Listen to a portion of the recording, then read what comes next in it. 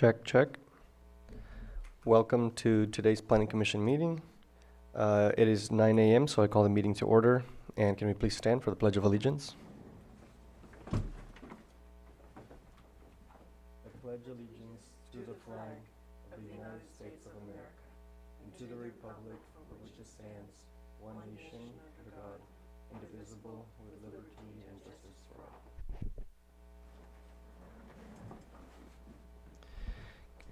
All right, can we give verification of legal notice? Thank you. We do have one item in the consent agenda to approve the minutes from the June 26th, 2025 Planning Commission meeting. If we could just make a small change, I did not vote against it last time, I just abstained. Okay, if we can make those corrections. Other than that, I'm looking for a motion to approve the minutes. I motion to approve the minutes. A second, approve as amended. A motion and a second. All in favor? Aye. Aye. Aye. All opposed? Motion, consent agenda passes, is approved. Next, we move on to public input, citizens input. And any person may speak for 3 minutes about any subject of concern, provided that it is within the jurisdiction of the Planning Commission and is not already on today's agenda or scheduled for a future public hearing. Speakers are requested to legibly write your name on the sign-in sheet at the podium and state your first and last name for the record. So, citizens input, I would believe we have one person here today. Randy Pledger, if you could just state your first and last name. Yeah, my name is Randy Pledger. I'd like to give a little bit of introduction to myself first. I'm a Lake County resident. I graduated from Middletown in 1972. My wife did the same in Lakeport. All of my grandkids, all of my kids live in the county. Getting that out of the way, I wanted to make sure that you knew that I was local. My problem is water. I am parked next to a cannabis operation. It's at 194-303 Butts Canyon Road. When he got his permit to drill, he drilled in an area that allowed him to siphon all the water off. Basically, that's it. But with that permit, he made the permit in for domestic use, not for commercial use. And I corrected it. This is 6 years old information, by the way. Once the drill was done, I filed a lawsuit then. And it took me four and a half years to settle the lawsuit, and I prevailed. My information has been verified through your own court system. With the fact that they changed, I'm backing up a little bit. The fact that they changed to a commercial pump system, I'd like to see the investigation, because no one talked to me about them draining water for commercial or anything. I have never been talked to about the water. It was just done. I did complain to the board of supervisors, and every time I got a chance, I came to a meeting. Okay, this is an ongoing thing. Basically, you got the facts. I am not quite as angry today as I was on Tuesday, but if you want to look at that, it's got a lot more emotion in it and a lot more anger. But it costs me $300 a month for water, times 12 months, times 5 years. That's a lot of money. I do not make a lot of money. I can't afford high-priced lawyers. I defended myself. And that's the only reason I won, because he didn't take me serious. He walked away. He did not want to spend any money on a lawyer for somebody who didn't know what he was talking about. The judge agreed with me. Basically, that's all I have to say. Thank you for your time. Thank you. Thank you for your comment.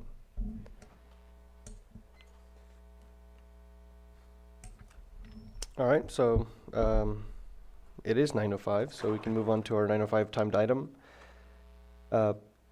Public hearing consideration of tentative parcel map PL 25-65, PM 24-02, and CEQA categorical exemption CE 24-44 to divide one parcel into two parcels located at 8855 Red Hills Road in Kelseyville.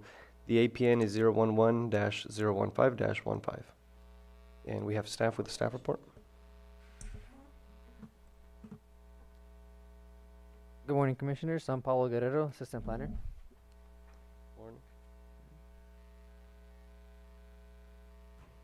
Today for your consideration is PL 2565 for parcel map 24-02 and CE 24-44.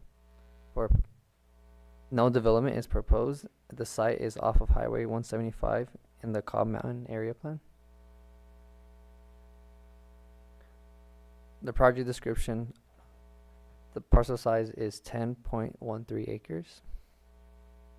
It's zoned rural residential, special lot size and density combining with the minimum lot size determined as 2.5 acres, and partially within the scenic combining district.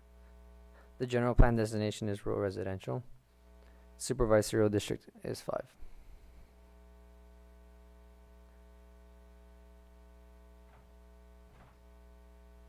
For the site plan, the project site currently contains 2 single-family dwellings, a garage, a barn, a shed, a metal shed, 2 septic systems, and 1 well. The proposed parcel A, which is 5.03 acres, contains a single-family dwelling, a garage, and a water well. Proposed parcel B, 5.10 acres, is a single-family dwelling, a barn, and 2 sheds. For the proposed easement of access with the shared well for both homes, and 1 proposed easement of access within the shared driveway shown on the parcel map, which is accessible via Red Hills Road, which is a county maintained road.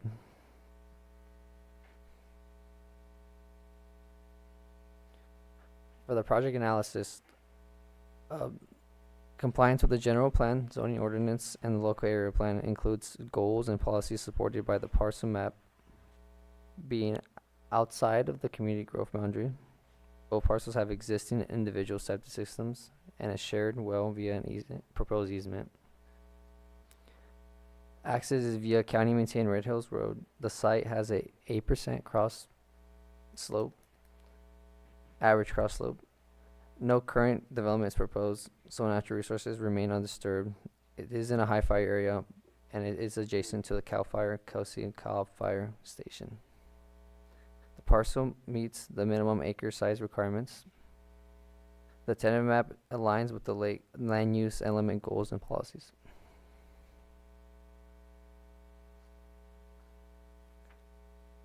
The Cobb Mountain Area Plan. The proposed parcel map recognizes the existing development of 2 separate residential dwellings already functioning independently on the property, making a formal division a logical progression that acknowledges the current use.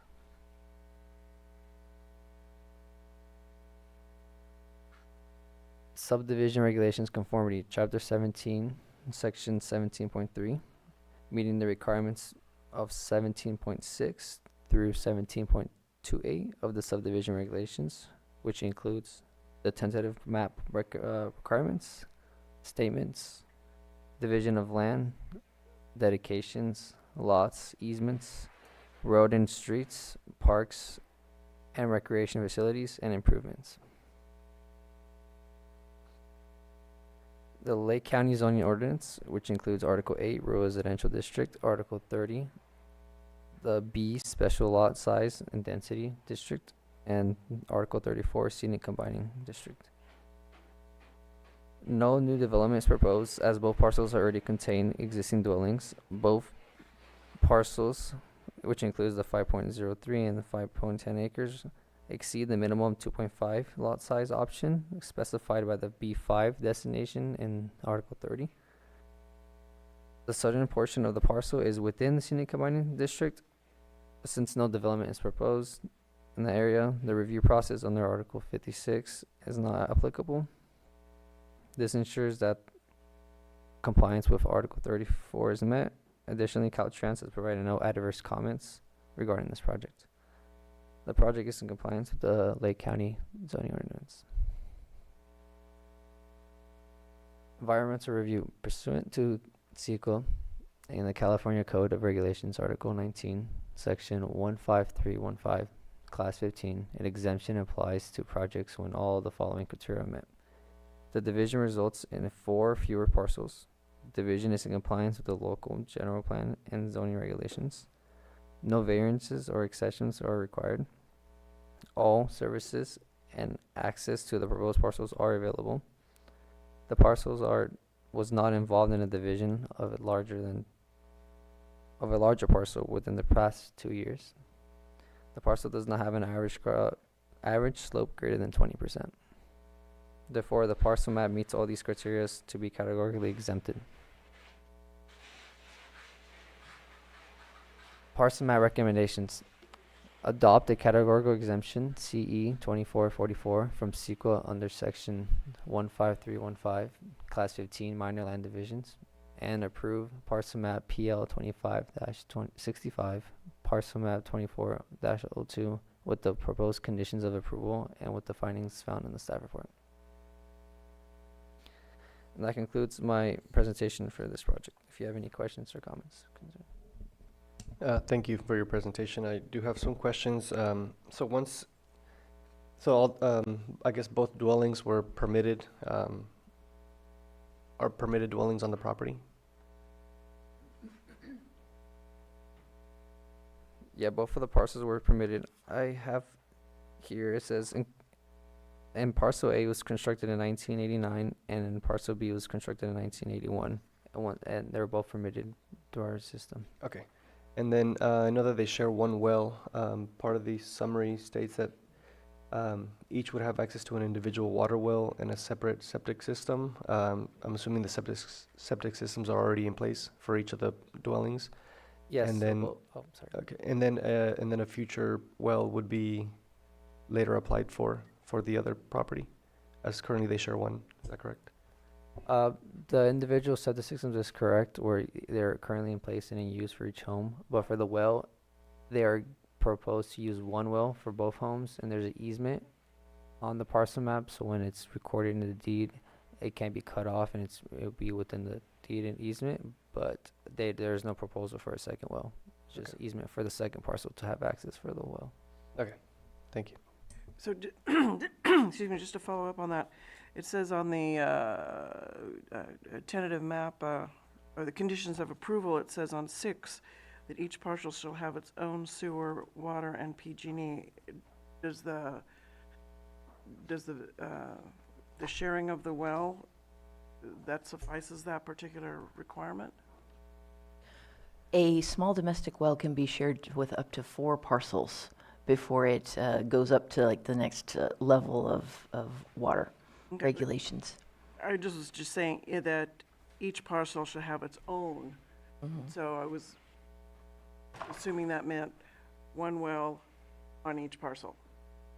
But not necessarily that means that you could, that would. Well, it is worded as though each one would have its own water source, or its own. Yeah, so we're going to reword that one because it doesn't have sewer. It has on-site wastewater, both septics. Right. So we're going to correct that, and then any motions to approve this tentative map will be noted as amended. Okay, so, Yeah. so thank you for catching amend that. 6. Okay, thank you. So we will change that to say each parcel shall have its own on-site wastewater, comma. Let's confirm, Pablo, did you say that they intend to share the well? And that was the purpose for the maintenance easement? Yeah, they intend to use the same well, and that was the purpose of the easement on the All parcel right, map. then it'll be on-site wastewater treatment and PG&E, period. And then let's make note in the conditions that the easement is for the sharing of access to the same well that'll be shared between the 2 parcels. We'll reword that in some nice wordsmithing way. I have a related question. You refer to the Cobb Mountain Area Plan. How far north does that extend? Does anyone know? The Cobb Mountain Area Plan? Yeah. Let's take a look. One moment. I'm going to put the planning area on over.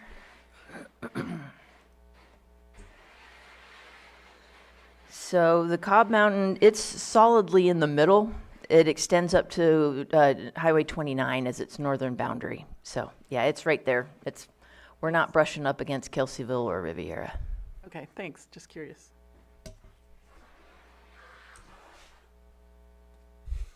I have a comment or question, again, in regard to the well, and I believe that Director Turner, you've kind of answered that, but my question had to do with parcels in general can have an ADA unit, or, with the split of this parcel, if the applicant wanted to put another house on. So as Director Turner just mentioned, that a well can service up to 4. Up to 4 parcels. So if either or both of these parcels decided to add an AD unit, that would be covered also? Yes, in any zoning district that allows for residential development, you can have your primary residence as well as an ADU and a JADU. So we would rely on environmental health if they applied for a building permit, to assess the water capacity and the ability for both the well and the septic systems to accommodate additional development. Okay, thank you.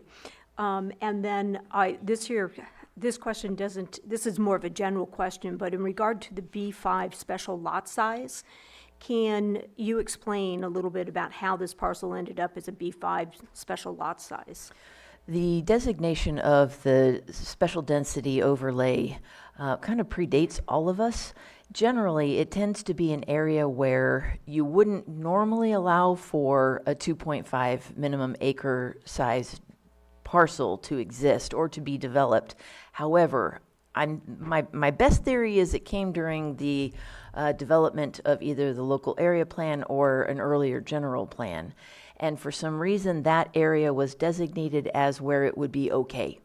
One thing that I didn't note that was missing from our staff report is after a parcel that has a special density overlay, such as a B5, is subdivided, that density, that B5 2.5 acres, goes away and it becomes B frozen, so that it notes that this has been subdivided and is no longer available for further subdividing.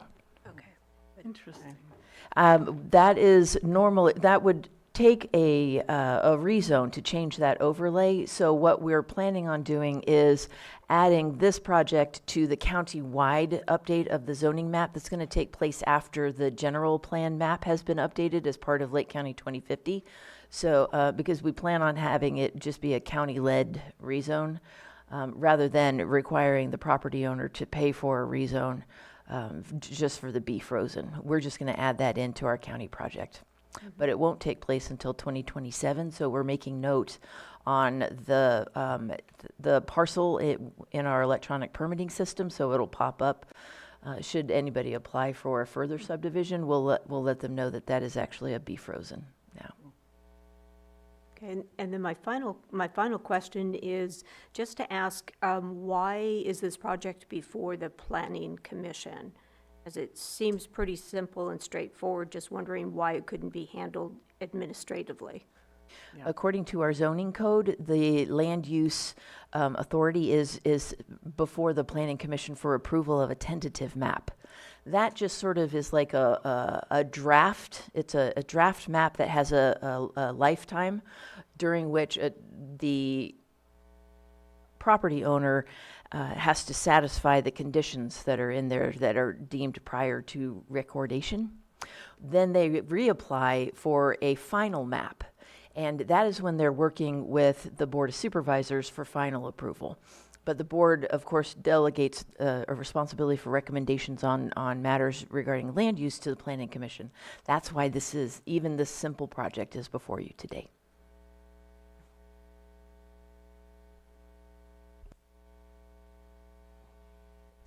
Any more questions from the commission? I believe we have to open this up for public input. So I'll open up public input for this item. if anybody in the chambers wishes to speak. If not, we'll take a look in the Zoom room. All right, I see nobody in the chambers or in the Zoom room, so we'll bring it back to the commission for action. Before we take action, I just wanted to acknowledge that we did receive one green sheet from the public from Annette Higday. Big day.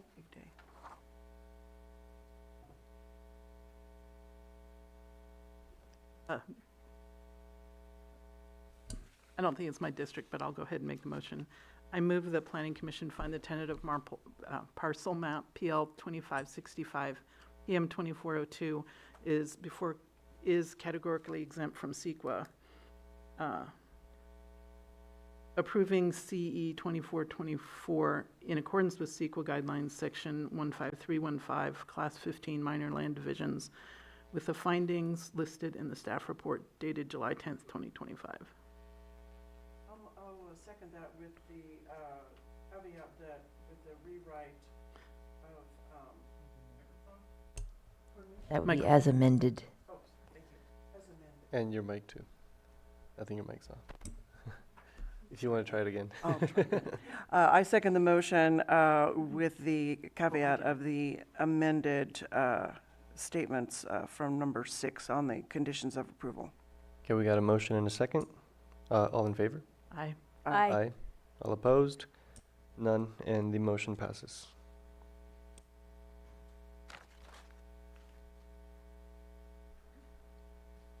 There's a second motion? There's two motions for the item.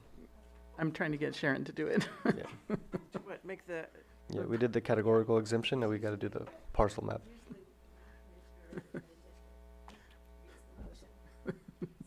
oh, I see. Thank you. Okay, so it's the parcel map, PL 2565, PM 2402. I move that the Planning Commission find that the tentative map, parcel map, PL 2565, PM 2402, as applied for by Stephen Minton on the property located at 8855 Red Hills Road, Kelseyville, California, 95451, APM 011-01515, is in conformance with the provisions of the Subdivision Map Act, Chapter 17 of the Lake County Code and the Lake County Zoning Ordinance, and upon the basis of approval, said map, subject to the conditions with the findings listed in the staff report, July 10, 2025. Second. Does that one have to be as amended as well? The motion has to say and as amended. Okay, as amended.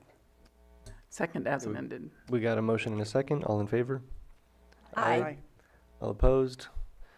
Motion passes. Yeah, that was a long one.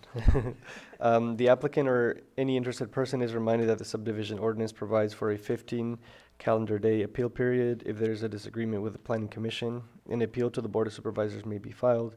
The appropriate form and applicable fee must be submitted prior to 5 p.m. on or before the 15th calendar day following the commission's final determination. All right. And moving on to our non-timed items. Thank you, Pablo, for your staff report. No non-timed items. Any department update? Yes, I have a few updates for you. First, the Housing Action and Implementation Plan, which I think I might have mentioned here offhandedly a few times. It's going at the same time as our Lake County 2050, but it's not actually part of the Lake County 2050. That plan is in draft form and will go before the Board of Supervisors in a special workshop on July 29th. The information gleaned and the actions and implementations that are part of that plan will serve to directly inform the housing element when we start working on that, which is part of the general plan. But this Housing Action and Implementation Plan purpose is mainly to give direction to our new housing division, which is only one person right now, in the administrative office, and sort of give marching orders and prioritization towards securing funding, towards taking action to encourage housing development in Lake County, which you all don't need me to tell you we sorely need. So that's going to be a special meeting on July 29th before the board. If the Planning Commission would like an update, our Deputy County Administrative Officer in Housing would be happy to come at a later Planning Commission meeting and give an update to the commission. Good, I see nods. Excellent. I will let her know we are very interested. I wanted to congratulate our Assistant Planner, Max Stockton, who yesterday was promoted to Associate Planner. It was a well-deserved promotion. I rely on Max because he is always questioning everything. And a lot of his questions are great. We end up having really good conversations, and sometimes he even like modifies the way I'm thinking. So he's just an awesome member of our team. Very thorough, very smart, and really good with the public. So I am very confident that he will make as great an associate planner as he has an assistant planner. And then for our one team member who likes to do musical chairs as far as jobs go, Michelle has accepted the position from resource planner to now senior planner. So this is a more accurate capturing of her abilities and experience, and we'll be able to continue to use her as an expert for CEQA, definitely instrumental still in our resource planning as we post for a replacement resource planner, and her mentoring to our staff is also always an integral part of our team's efficiency. So congratulations on that one too. Then I just wanted to cover a few of the points that the board had as far as input in the cannabis summary that was presented to them this past Tuesday. Feedback, let's see. They did talk about the homeschool. They went over everything that the Planning Commission went over, as well as bullet points of the Planning Commission's recommendations. And their input was as follows. They do not support adding homeschool specifically to the exclusion zone because it's too problematic to track or to know where homeschools are. But they are open, in lieu of that, to increasing the setbacks for off-site residences. The discussion was somewhere between 500 to 1,000, so that will be reflected in the draft.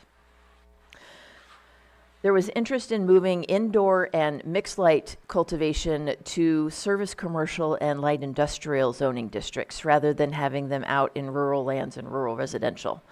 That is because they noted that these would be structures that would be electric structures rather than the outdoor cultivation, which is what we see mostly out in the rural residential and rural lands. There is very strong support, just like with the Planning Commission, regarding improving our hydrology reports. Not so much the technical side, because they seem to have that part down, but rather the interpretive side, where it will be easily digested by staff, commission, and public, as well as really answering the questions that we really care about, which is how much water is this going to use, how much water do we have, and what are going to be the impacts in your parcel and neighboring parcels. So we're going to work on that. Additionally, there is an article in the zoning code that gives us community development, or the planning division, the authority to require any reports that we deem necessary. The board's a little queasy with that, in that it could vary from director to director what reports the planners are able to request. So they would like us to see it codified that use permits or discretionary permit applications that are requiring or proposing groundwater or surface water mandatory hydrology reports. So we'll do that. More preservation or stronger preservation of our scenic corridors. So that could result in some kind of modification of the scenic combining district. We're going to play around with that a little bit, but the example that they gave is a cannabis permit of outdoor cultivation on Highway 53 that looks kind of like blight when it's not, healthy and growing. That disturbs them. They want us to remove the 10-year permit lifetime, which would then make this permit more like every other single-use permit in that it operates for the life of the business activity. Wouldn't take away from any of our annual compliance monitoring reviews or any of the oversight that our department is already doing. They are open to options of modifying the notice of applicability date deadline that has served to kind of cap the number of total permit applications our department would receive. They're open to taking a look at changing that, but they don't want to talk about it. They didn't want to talk about it much on Tuesday, rather want to see the changes in the new ordinance and then think about it. Definitely repeated their support for property owner background checks and a suspension in the processing of a cannabis permit should there be warrants issued for disqualifying types of offenses. So that was something that came from the board that while we're processing an application, when we're looking for background checks, we're also going to request a search through the sheriff's records to see if there are any active warrants for property owners or applicants. And if there are, we'll set that application aside until that law enforcement matter has been concluded.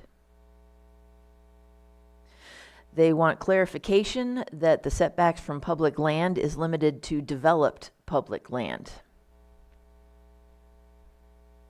They are comfortable with the $5,000 bond.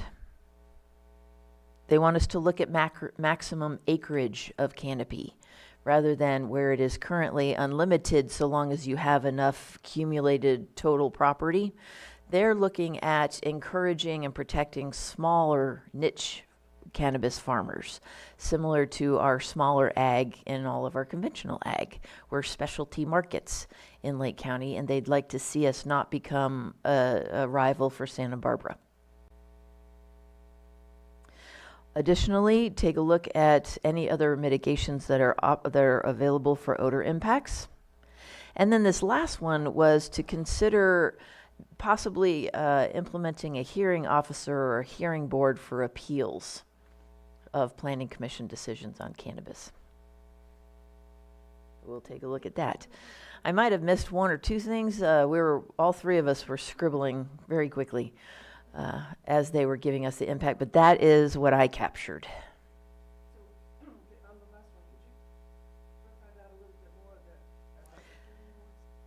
Yes, the hearing officer. They recognize that lately there are pretty consistent appeals on any approval of cannabis permits by the Planning Commission.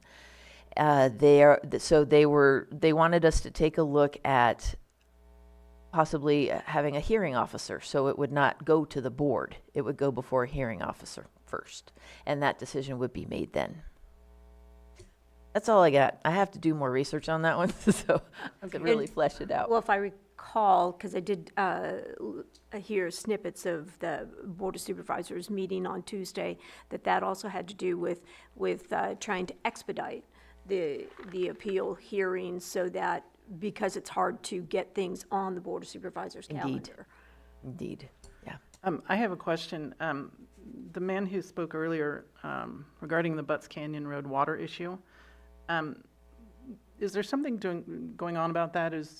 Can they make a request for an investigation? We're already looking into that on the staff level, yeah. Thank you.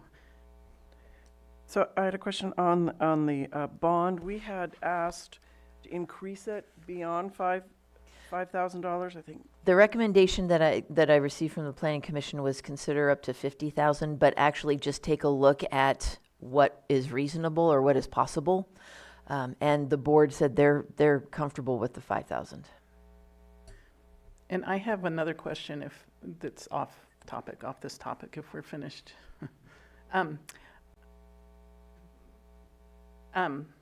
I've had a number of questions from the public about zoning administrator hearings. Can you just maybe explain what defines zoning administration? Sure.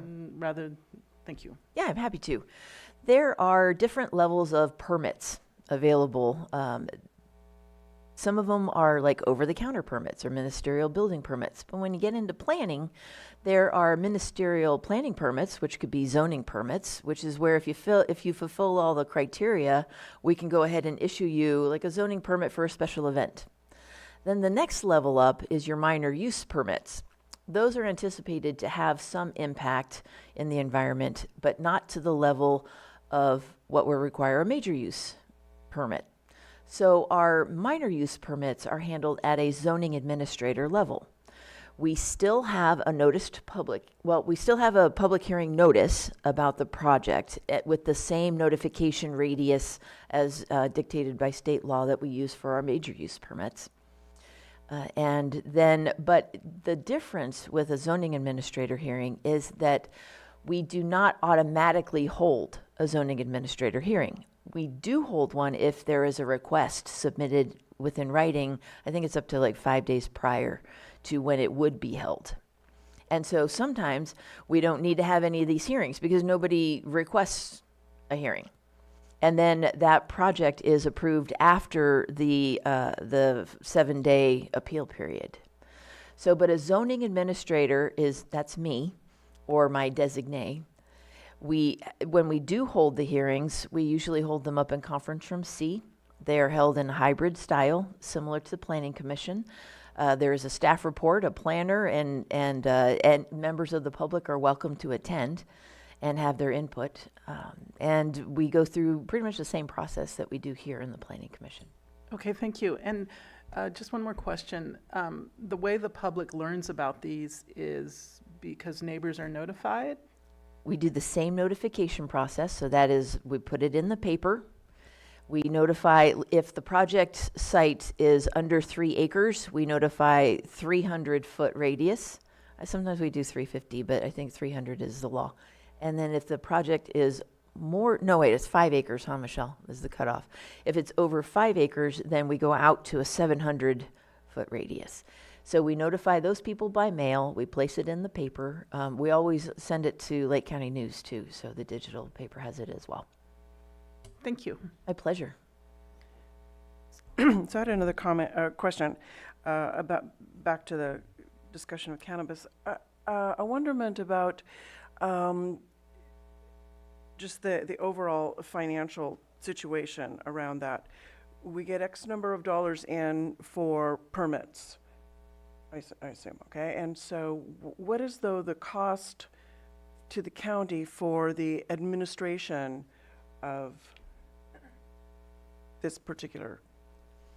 Cannabis fees are a little different than other use permit fees. What is not different is that the fees, as we have in our master fee schedule, have to be directly tied to the expense of processing that permit. And so the permit fees usually cover the time and effort and expense that it takes for us to process that permit.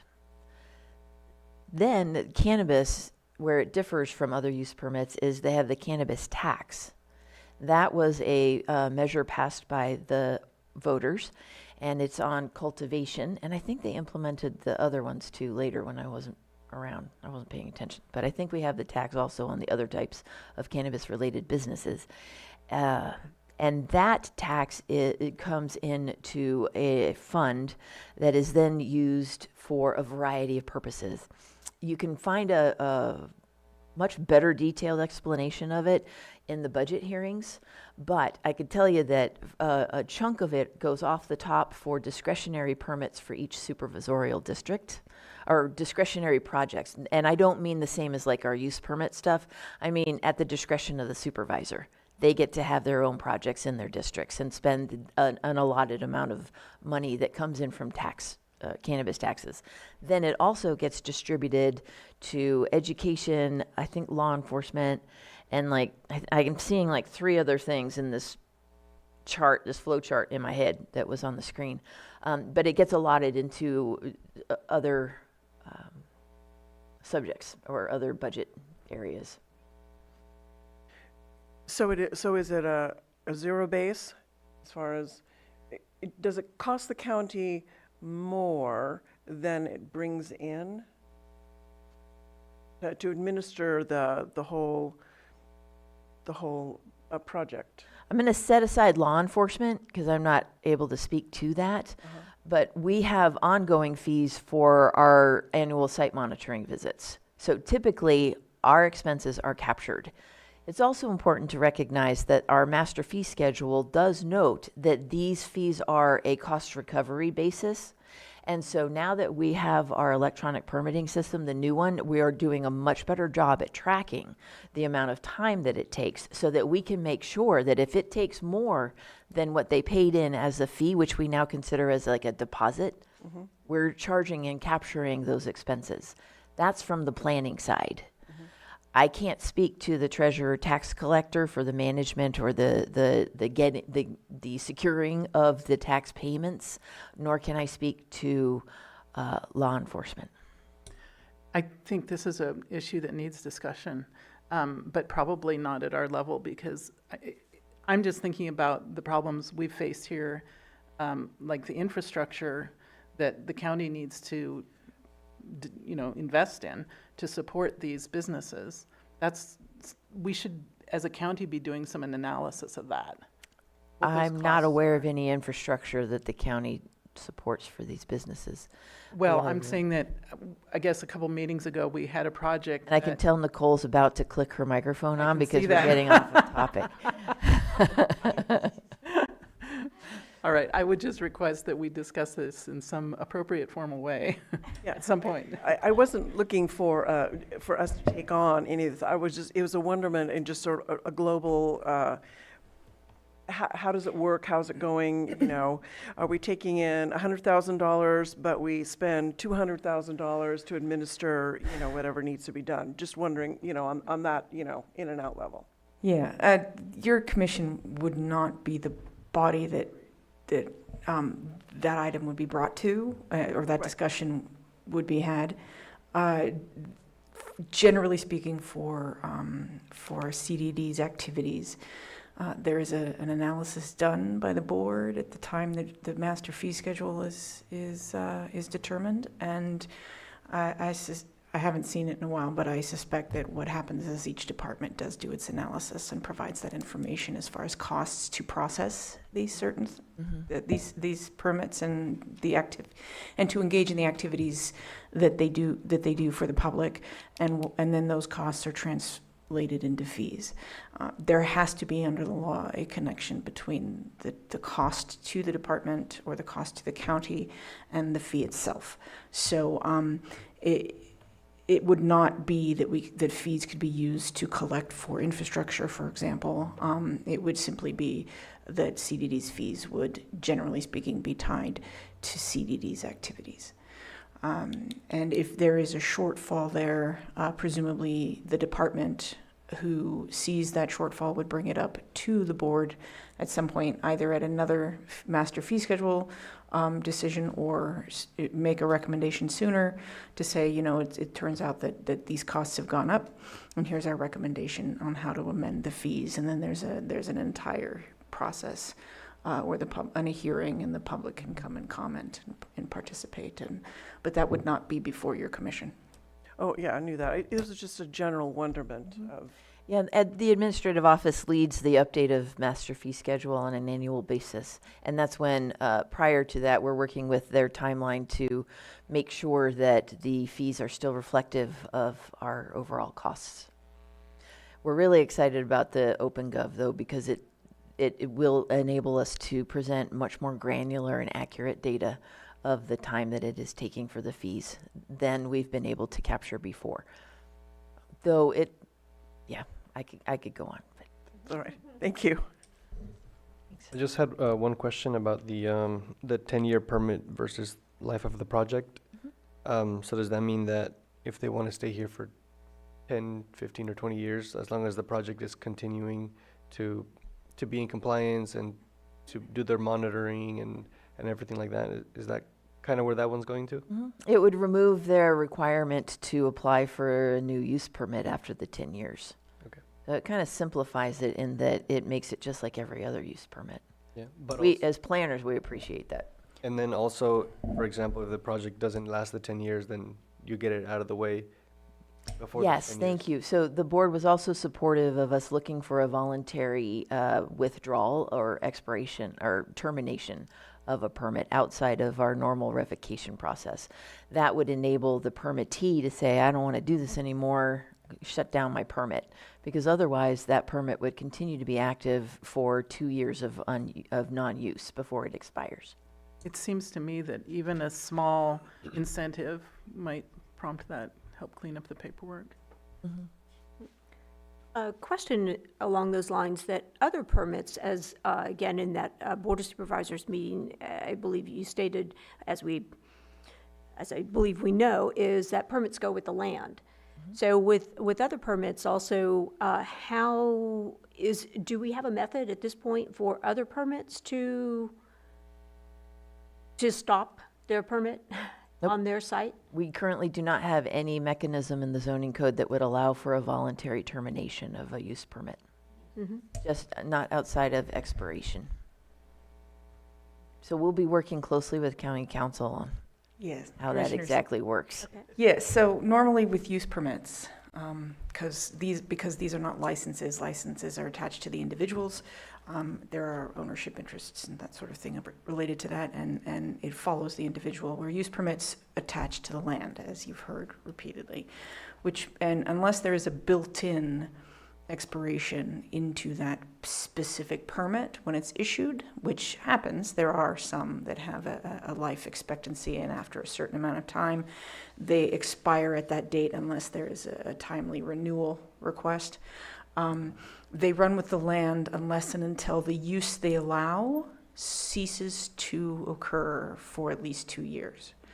So if a person, for example, say there was not a 10-year built-in expiration date to a specific permit, like a cannabis use permit, if there is a built-in 10-year permit, then at 10 years from the issuance or the active date of that permit, the permit will cease to exist. The use will no longer be allowed unless there is a timely continuance, request for continuance and approval.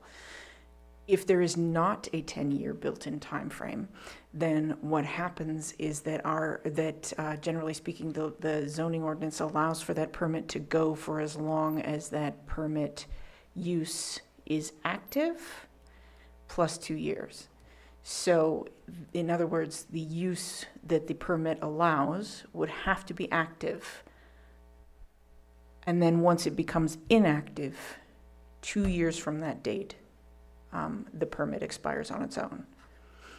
And the reason that's important is because then if you have changes in rules and things like that, a person couldn't come back and then revitalize a use permit and say that it's a pre-existing non-conforming use and therefore should be allowed.